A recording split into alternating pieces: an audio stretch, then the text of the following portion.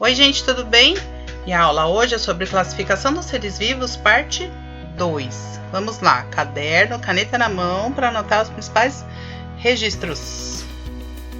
Bom, a gente vai falar um pouco então de árvores filogenéticas. Já ouviram esse nome? Nada mais é do que uma representação da história evolutiva de uma espécie. É simples, tá? Bom, essas representações elas devem ser lidas da base para as pontas, sendo a história mais antiga na base e as pontas a história mais recente. Vamos ver como é que é isso. Então, essa é uma árvore filogenética meio geral, só para a gente entender o que é. Então, essa é a base e essas são as pontas.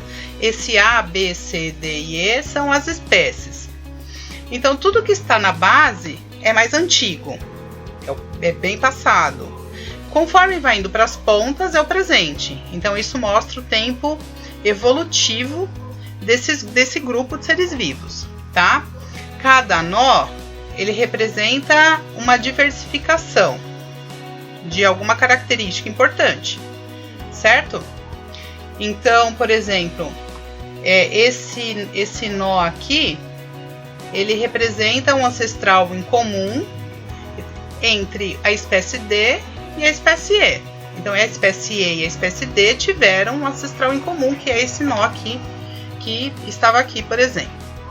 Tá, professora, não entendi nada. Então, presta atenção.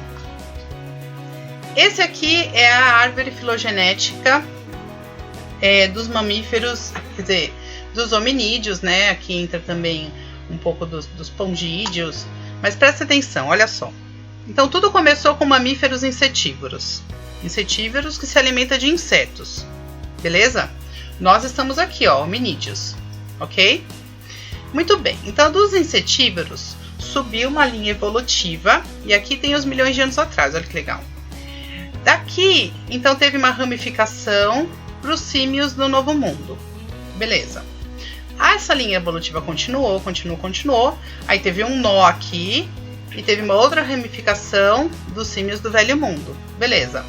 Ela continuou, teve um outro nó que deu pro gibão, tá? Ilobatídeo. Aí ela continuou, teve um outro nó e teve uma ramificação pros orangotangos. Ela continua, teve um outro nó pros gorilas e aqui o nó final, ela teve uma ramificação para chimpanzé e a outra pro homem. Tá? Então, o chimpanzé e o homem, isso mostra que eles tiveram um ancestral em comum, certo? Então, essa é a árvore filogenética dos hominídeos e dos macacos, né, em geral. Com certeza vocês já viram essa figura, né? Essa figura, gente, depois do que eu mostrei para vocês agora, daquela árvore filogenética, essa figura está completamente equivocada, tá? Então, ao observarmos a história evolutiva dos seres humanos e chimpanzés, percebemos que eles, na realidade, eles compartilham um ancestral, certo? Então, como eu mostrei aqui para vocês, aqui eles compartilham um único ancestral. Depois desse nó, eles tiveram caminhos diferentes até chegar no homem e até chegar no chimpanzé, certo? Então, essa figura, ela dá uma ideia incorreta de que a evolução ocorre de maneira progressiva. O chimpanzé vai tendo características hominídeos até virar o homem. E não foi isso que aconteceu, certo? Aqui é uma árvore filogenética do reino animalia na fenda do biquíni. Gente, achei isso tão fofo. Eu peguei aqui para mostrar para vocês. Então, começa aqui com o protozoário. Esqueci o nome dele. Bom, ele é um protozoário. Obviamente ele não tem olho, tá? Aí eles são multicelulares. Vai para porífera, que são as esponjas. Quinidários, água-viva. Asquelmintes, que são os vermes.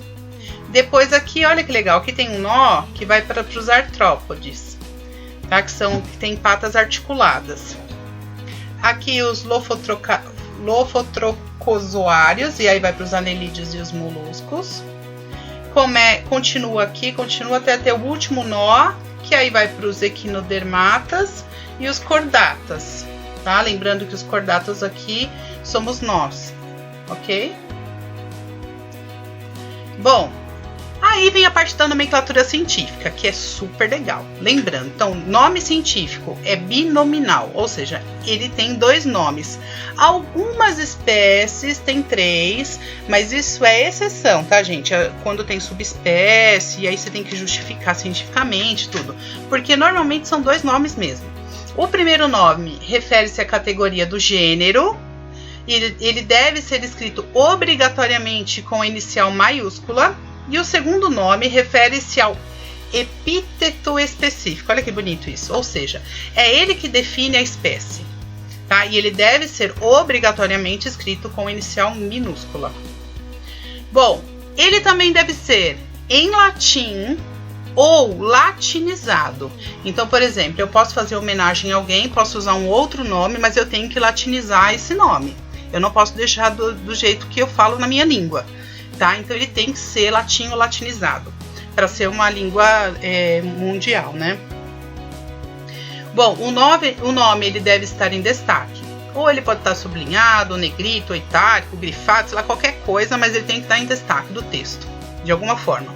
Gente, coloquei aqui alguns exemplos para vocês verem. O nome científico do milho, Zé Mais. Gente, esse nome lembra alguma coisa a vocês? Lembra maizena?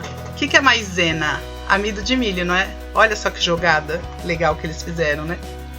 Bom, Trypanosoma cruzi é o nome de um protozoário, tá? E cruzi veio em homenagem a Oswaldo Cruz. Então, quando é homenagem a alguém, tem que ter a terminação i.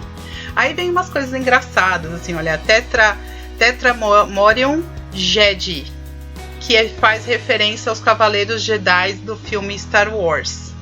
Aí tem o Spongiforma Squarepants.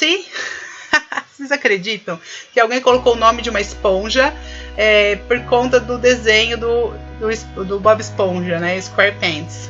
Aí o nome acabou ficando esse. Scaptia Beyoncé, que é uma abelha, tá? Acho que a pessoa, o pesquisador que descobriu essa abelha é super fã da Beyoncé e colocou o nome dela aqui. Eu acredito que esteja errado, deveria ter o i no final, em homenagem a Beyoncé. E a gente fica por aqui. Beijo, tchau!